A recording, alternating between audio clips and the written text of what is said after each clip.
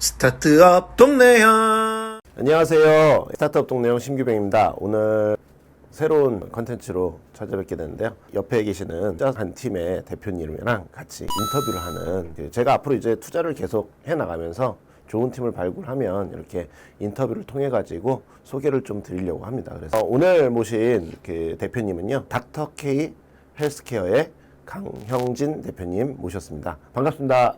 네, 안녕하세요. 스킨핏 창업한 닥터케이 헬스케어 대표 강영진이라고 합니다. 네, 반갑습니다. 간략하게 어떤 사업을 하는지 소개를 좀 해주시겠어요?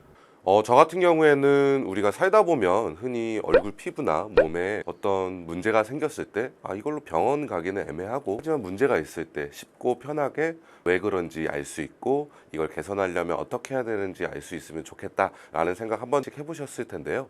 저는 그것을 스마트폰 활용하여서 피부 상태 간단하게 분석해서 알맞는 솔루션 제공해 줄 수 있는 온라인 피부 관리샵과 같은 그런 비즈니스 창업하고 운영하고 있습니다. 창업을 이제 하신 지가 얼마나 되셨죠? 이번 비즈니스 같은 경우에는 제가 18년도 10월 26일에 창업을 하게 되었고요. 지난번 비즈니스는 15년도 2월에 첫 창업 후 재창업한 케이스입니다. 재창업을 하셨다. 네, 재창업자입니다. 그러면 창업을 하신 거는 당시에는 어떤 화장품을 맞춤형으로 한다든가 그런 건 아니었고요. 단순히 그냥 온라인으로 비즈니스, 마케팅해서 그냥 온라인 유통하는 자파점이었죠. 자파점을 운영하다가 고객들의 문제 발견해서 문제 해결을 위해 재창업한 케이스라고 볼 수 있을 것 같습니다. 재창업 같은 분야를 재창업한 거예요? 업종은 다를 수 있지만 분야는 같고요. 업종은 다르죠. 어쨌든 그러면은 꽤 오래 이쪽 네, 분야에- 이쪽 판에서는 아무래도 네, 오래됐고요. 그 제가 알고 있기로는 피부 관리, 피부 미용사. 피부 미용사 자격증이 있으시다고. 면허가 필요하고, 왜냐하면 어떤 사람에게 상태를 진단한다든가 어떤 의견을 제공한다라는 것은 규제 사항이기 때문에 그것은 필요한 면허가 피부 미용사 면허거든요. 실제로 피부 미용을 해주시나요? 하는 경우도 있는데 아무래도 이제 비대면 서비스 컨셉이다 보니까 그걸 주력으로 하진 않고요. 어떤 신뢰 확보나 아니면 부가적인 서비스 목적으로 제가 이제 팩 해드린다든가 하는 건 있어요. 제가 이제 투자한 그 팀이라서 제가 이제 만나게 된 거는 되게 오래됐고, 우리가 몇 년 전에 만났었죠? 저희가 만난 날짜를 전 정확히 기억하는데요. 제가 18년도 10월 26일에 창업을 하고 18년도 11월 1일에 첫 IR을 했어요. 아무것도 없을 때, 시제품도 없고 컨셉만 있을 때, 그때 만났죠. 그때 제가 기억하기로는 카메라 렌즈를 네. 통해 가지고 뭔가 이렇게 하겠다, 피부 관리를 할 수 있는 모바일 디바이스를 활용해서 하는데 카메라가 있다만 하고 이랬던 이렇게 할 것이다. 예, 그렇죠. 예, 그랬던 것 같아요. 근데 카메라에 그 뭘 이렇게 달았었죠. 그래서 이거는 되게 사용자한테 불친절한 서비스가 되지 않을까 해서 그때는 이제 투자를 안 했었고, 네. 최근에 이제 다시 제가 엑셀레이터 프로그램을 통해 가지고 만나게 돼서, 제가 다시 만났을 때는 되게 발전된 서비스로 3년 동안 카메라가 작아졌죠. 따지고 작아지고 간소해지고요. 모바일 디바이스에 그 렌즈 같은 거를 장착하긴 하죠. 네, 맞습니다. 네, 근데 그게 거의 무료로 제공된다고요. 무료 혹은 무상에 가까운 가격으로 제공되고 있습니다. 그걸 장착해서 피부 관리를 본인이 직접 하면 그게 맞는 맞춤형 화장품, 주요 스킨케어라고 표현하는 게 더 정확할 것 같아요. 그 화장품의 종류도 다양하잖아요. 네, 맞습니다. 보통 일반적으로 피부 맞춤형 화장품을 제공한다라고 하면 보습 목적의 보습제만 제공하는데, 저희는 세안제나 팩 마사지제까지 스킨케어 카테고리에 포함되는 전체 제품들을 제공해 줄 수 있다는 점, 그것이 가장 큰 차이점이다라고 생각하고 있습니다. 그 서비스를 지금 이용하는 고객들이 꽤 되는 걸로 알고 있는데 어느 정도나 지금? 국내 기준으로는 3,000명이 넘었고요. 글로벌 기준으로는 지금 150명이 넘은 상태입니다. 글로벌 같은 경우에는 좀 붐업을 빨리 시키진 못하더라도 저희가 지속적으로 고민하고 있는 게, 이게 과연 한국에서만 적용되는 건지, 왜냐하면 저는 대부분 레퍼런스가 이제 한국이니까요. 아니면 글로벌까지 가능한 건지는 저희 자체적으로 확인이 필요한 상황이기 때문에 글로벌 시장 테스트 진행하고 있습니다. 지금 작년에 비해서 얼마나 성장하신 거예요? 작년에 매출로 말씀드리면 작년 1억 5천, 이거는 거의 4월에 1억 5천 다 채웠고요. 올해는 7억 정도로 성장할 것 같습니다. 고객이 한번 사용하면 계속 쓰게 되나요? 저희가 18년도에 창업하고 나서 이 제품 형태를 몇 번이나 바꿨어요. 3번 정도 바꾼 것 같은데, 이 3번 정도 바꾼 계기가 리텐션을 올리는 것을 중요 지표로 잡았습니다. 지속적으로 사용되지 못하면 살아남을 수 없는 사업의 지속성이 없는 서비스라고 생각했고요. 되게 중요한 거죠. 최근에 리텐션은 32% 점점 더 올리고 있어요. 자체적으로 목표는 50% 넘는 거 목표로 하고 있습니다. 혹자는 좋은 서비스를 만들려면 한 60% 나와야 된다고 하는데 지금 30%도 나쁘진 않은 서비스 같아요. 성장주 속도가 있으니까요. 그래서 이제 그 리텐션을 계속 확보하는 부분들이 어떻게 더 고도화시킬 거냐라는 부분인데, 이게 프로그램 한번 이용하게 되면 보통 평균 지금 현재 어느 정도 라이프 타임을 저희가 비즈니스를 오픈한 지는 1년 정도 됐기 때문에 전체 고객의 한 3% 정도는 처음부터 지금까지 계속 쓰시는 분들이 있고요. 그리고 이제 거의 2명 중에 1명 정도는 2회 이상씩 쓰는 거, 그 전체적으로 봤을 때 30%이기 때문에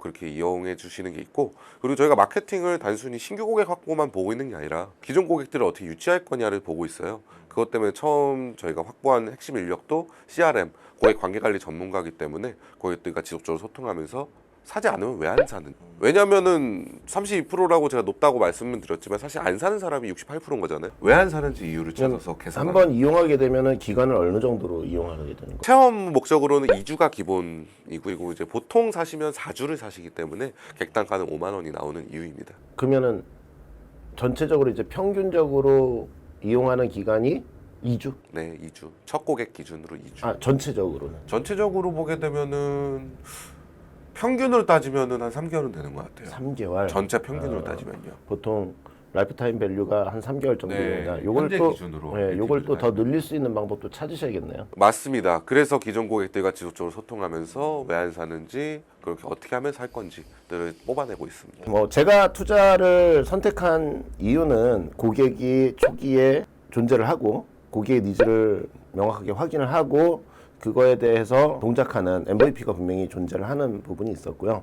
그리고 또 지속할 수 있는 서비스 모델이다. 그러니까는 계속 한번 고객이 이용하게 되면 이걸 고도화시키면 어떻게든 락인을 시킬 수 있을 거다라는 기대감에 이제 초기에 지금 시드 단계에서 투자를 하게 됐습니다. 그래서 저희가 이제 앞으로 대표님이 발전할 수 있도록 저도 같이 함께 이렇게 도와드려야 될 텐데, 앞으로 가장 사업을 하는 데 있어가지고 좀 어려움이나 애로사항이나 이런 부분들은 좀 내가 꼭 해야 되겠다라는 부분이 있으면 어떤 부분들이 있을까요? 며칠 전에 뉴스를 봤는데 이재용 부회장님이 유럽 갔다 오셔서 3가지가 중요하다고 얘기를 하시더라고요. 기술.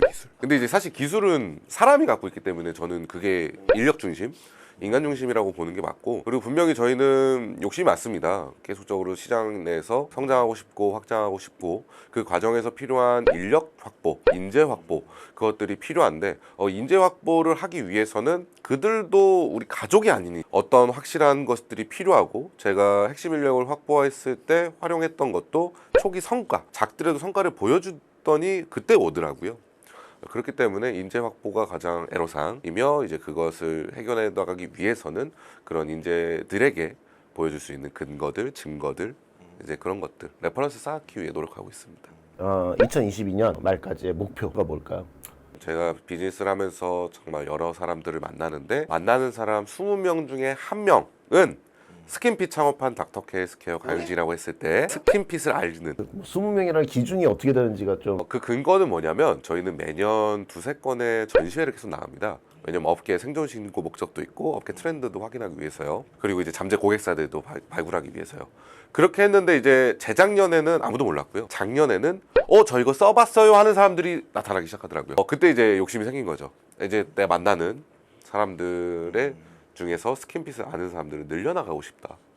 그런 욕심이 생겼습니다. 그래서 목표라고 했을 때 매출 뭐 이런 지표도 좋지만 인지도 욕심납니다. 이 지표를 얘기할 때 이 지표의 기준을 어떻게 잡느냐가 되게 중요한데, 그러면은 우리가 확인할 수 있는 그 결과치로는 뭘 기대할 수 있을까요? 일단은 방금 얘기해 주신 대로 모수가 중요하기 때문에, 만약에 제가 어떤 노인정 가서 스킨핏을 물어봤다면 5,000명한테 얘기해도 아무도 없을 수도 있어요. 그렇기 때문에 제가 타겟하고 있는 시장에 있는 사람들과 계속 소통하는 것이 마케팅이잖아요.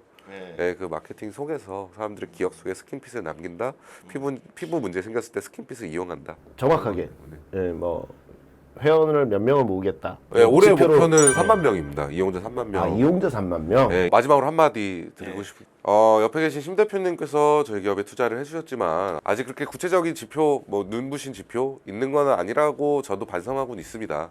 하지만 그나마 자랑할 수 있고 확신할 수 있는 것은 정말 많은 문제가 닥칠 것 같은데 그런 문제 왔을 때도 문제 피하지 않고 회피하지 않고 이겨내기 위해서 부딪히는 끈기 가지고 있다. 이거는 확실히 보여드릴 수 있다. 제 과거 행적들로 라고 얘기할 수 있을 것 같습니다. 감사합니다.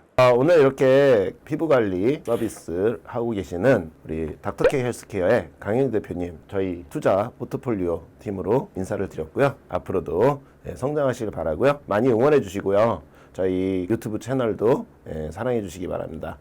그러면은 또 다음 시간에 뵙도록 하겠습니다. 감사합니다. 감사합니다.